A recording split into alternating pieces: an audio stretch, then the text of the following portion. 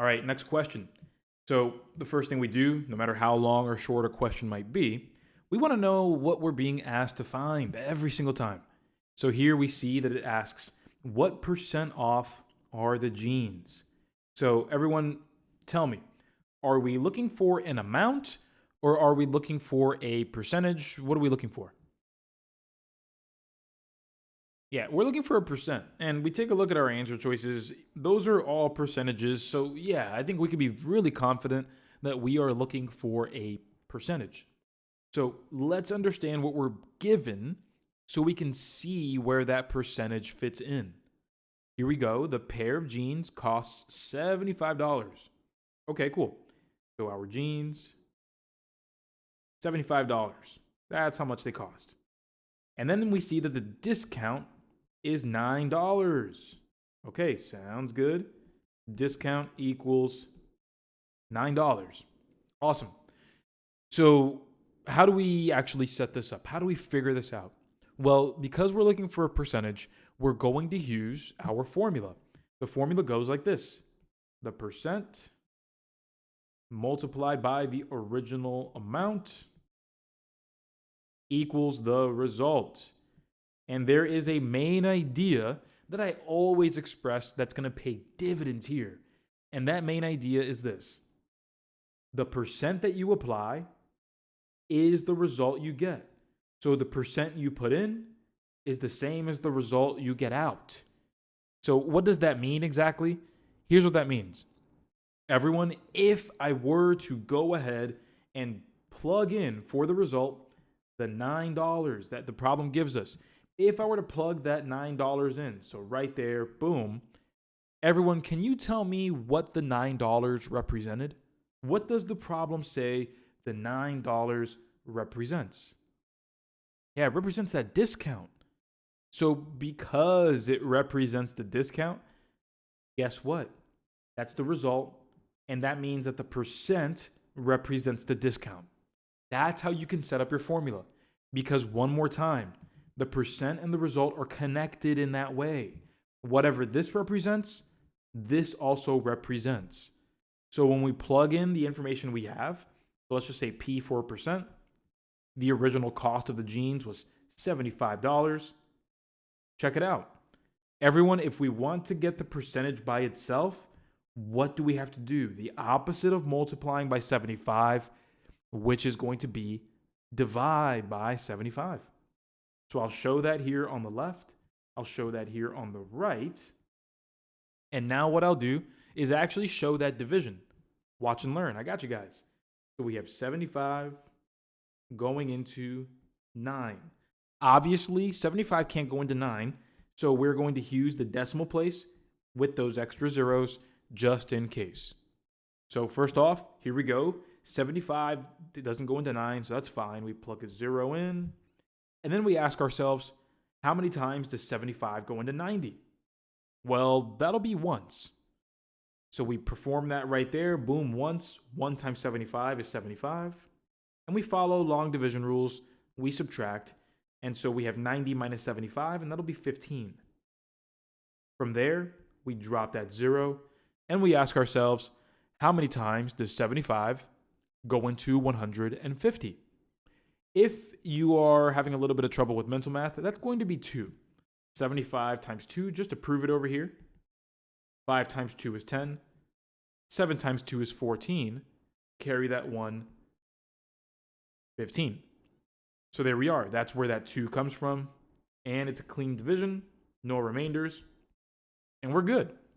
So our percent that we calculated is going to be 0.12. But just like when we're working with percentages inside of the equation, this is a decimal. That's a decimal, everybody. That is not in percentage form. We have to convert it back. So I'll go ahead and write this right over here. I'll say that we need to convert it back. Boom. And to convert it back to a percent, we will go ahead and take that decimal and do the opposite. We'll move it to the right twice. So over here, once, twice, giving us 12%. And that's why the correct answer here, my party people, is B.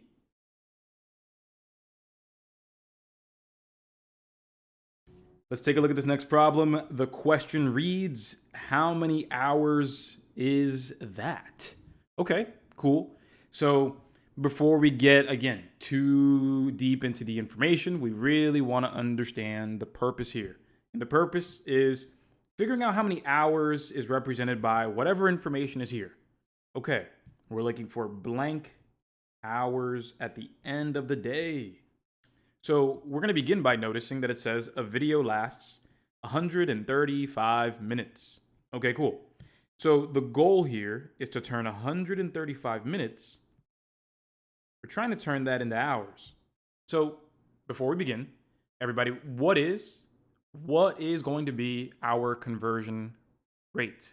What's that formula between minutes and hours? Yeah, 1 hour equals 60 minutes. Let's write that down. 1 hour equals 60 minutes. So let's go ahead and apply that rule. That rule is, hey, look, if we are going from hours to minutes, notice that we're going to the unit with all the numbers. But that's not the case here, everybody. We're not going from hours to minutes. We're going from minutes to hours. So everybody, instead of multiplying, we are going to do what operation?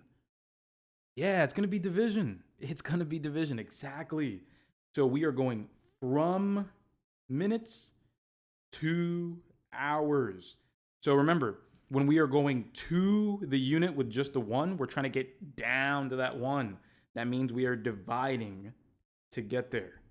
So our job is going to be to divide this 135 by 60, and that's going to give us the number of hours in decimal form.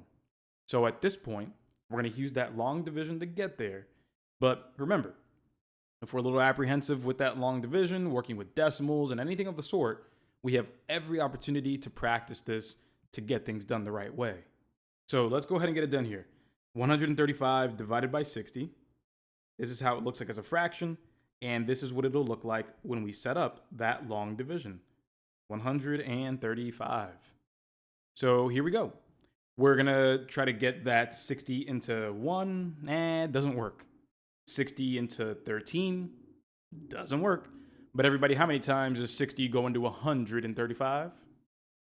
It's going to be a clean 2 times, but there is going to be a remainder, unfortunately. So with that said, you might have been able to guess that by taking a look at these answer choices for sure. So let's place the decimal right where it would belong. Let's add a 0, and then let's keep doing some work. So first, let's acknowledge the 60 going into 135 twice. 2 times 60, that's going to be 120. So we'll subtract that, and that's going to give us a leftover of 15. Now from here, this is where we're going to drop that extra 0. Again, we're going to keep doing that until we have no remainder at all down here. So up next, everybody, 60 goes into 150. Another 2 times exactly. Because 60 times 2, like we just saw, that's 120. So there's that. Minus 120 gives us 30 left over. So we're going to take that extra 0 again and drop it all the way down. And there we are. So now, everybody, how many times does 60 go into 300? How many times is that going to be? Yeah, that's going to be 5 times, exactly. That's going to be 5 times, and so we have 2.25. That's going to be, booyah right there, the correct answer. The correct answer here is answer choice A. And this is a nice problem where we get to practice unit conversions and practice long division when it came to having a decimal inside. So there we are, my party people. Let's get ready for the next one.